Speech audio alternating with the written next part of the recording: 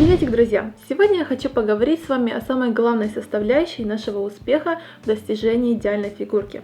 Я говорю о питании, потому что, на мое мнение, именно питание важно не только для похудения, но и для набора мышечной массы. Я вам уже рассказывала и о сушке, и про буч, но, как вы знаете, это все кратковременные диеты, которые не очень полезны для нашего организма. И все-таки, как же нам питаться, чтобы постоянно поддерживать себя в форме? Лучший способ – это правильное питание. Что это такое, с чем его едят, сегодня я вам и расскажу. В последние годы правильное питание и спорт стали очень популярны, чему я, конечно, очень рада. Идею о правильном питании начала продвигать диетолог с Америки Даниела Якубович. И именно она заметила, что все ее пациенты, страдающие излишним весом, ожирением, практически не завтракают.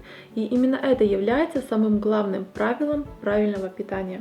Итак, чтобы в полной мере рассказать вам о соблюдении правильного питания, я выяснила для себя такие правила. Итак, первое. Независимо от того, хотите ли вы похудеть, набрать мышечную массу, что-нибудь убрать лишнее, вы ни в коем случае не должны голодать и тем более приучать свой организм к голоданию. Это не воспринимается вашим организмом как мера оздоровления. Ваш организм понимает, что что-то происходит ужасное и нужно срочно чем-то запастись, а именно жирочком. В такой период существует риск не похудеть, а наоборот набрать лишние килограммы и поправиться. Второе. У вас должно быть 5-6 приемов пищи в определенное время. Это закон правильного питания. Чтобы в полной мере нормализовать свое питание, свой обмен веществ, вы должны приучиться к своевременному получению пищи. Именно тогда у вашего организма не будет необходимости создавать запасы. Вне зависимости от того, какой режим питания вы выбрали, никогда не забывайте о завтраке. Во время сна в нашем организме происходит очень много процессов, на которые тратится очень много энергии, которые нужно всегда восполнять. И именно завтраком мы ее и восполняем. Даже если вы очень рано встаете на работу и вы не хотите есть, вы видите только чашечку кофе, пожалуйста, заставьте себя что-то съесть, и потом в течение дня ваш организм не заорет, не закричит бешеным голосом «я хочу жрать», простите. Все мы знаем, что наш организм на 75% состоит из воды. И именно поэтому нужно всегда пить водичку. Если у вас нет никаких противопоказаний, с почками все в порядке, то вы должны выпивать в день не менее 2 литров воды. Это не касается газированной воды и сладкой. Вообще наш организм очень умный, и когда нам хочется съесть какой-нибудь продукт, вы должны съесть его, конечно же, в разумных пределах, потому что иногда наш организм требует какой-то витамин, микроэлемент, какое-нибудь вещество, и пока мы его не съедим, наш организм просто не успокоится. Отдавайте предпочтение легкой пище. Если вы хотите съесть какое-нибудь калорийное блюдо, жареное, соленое, сладкое, съешьте его до 12 дня. В принципе, до 12 дня мы можем есть все, что угодно, конечно же, в разумных пределах. После 12, то есть от 12 до 5 вечера, мы можем есть продукты средней калорийности. И после 5 вечера мы едим самые некалорийные продукты. Это могут быть овощи, молочка некалорийная, меньше жирности, вареное мясо тоже некалорийное и рыбка. Одно из главных правил правильного питания является то, что вы должны следить не только за количеством еды, но и за ее качеством.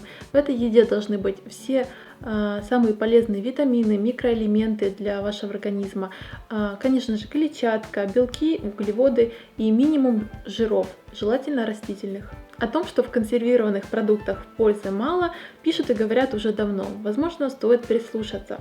Конечно же, полностью отказаться от любимых маринованных огурчиков и помидорчиков может и не удастся, но вполне возможно заменить их свежими овощами. Многие диеты предлагают нам отказаться от некоторых продуктов, например, от хлеба.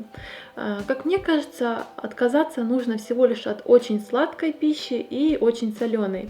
Потому что все-таки отказ от какого-то продукта это очень опасно. Например, нашему организму тоже нужны злаки, ему нужен сахар. Конечно же, в разумных пределах, но все это нужно нашему организму.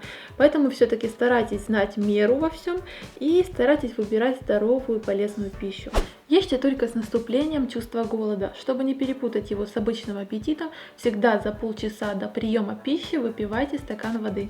Не стоит пить во время еды. Вода разбавляет желудочный сок и уносит его из желудка.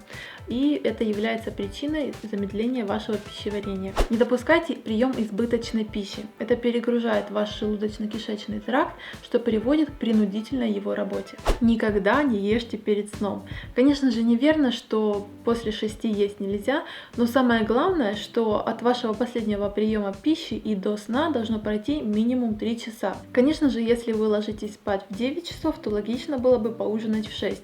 Но если вы ложитесь в 12, то будьте готовы, что ваш желудок заурчит и даст о себе знать. Но если есть прямо перед сном, то ваш организм будет не растрачивать все эти калории, а запасать, что отразится на нашей талии и попе. И самое главное правило, которое я поняла лично для себя, это то, что правильное питание – это способ жизни. Если ваши родные, родственники, знакомые еще не понимают вас, не могут поддержать вас, то когда они увидят ваши изменения в фигуре, ваш здоровый цвет лица, ваше настроение хорошее, они вас поймут и присоединятся к вам. Ну а я с вами прощаюсь, будьте здоровы, всем удачи, пока!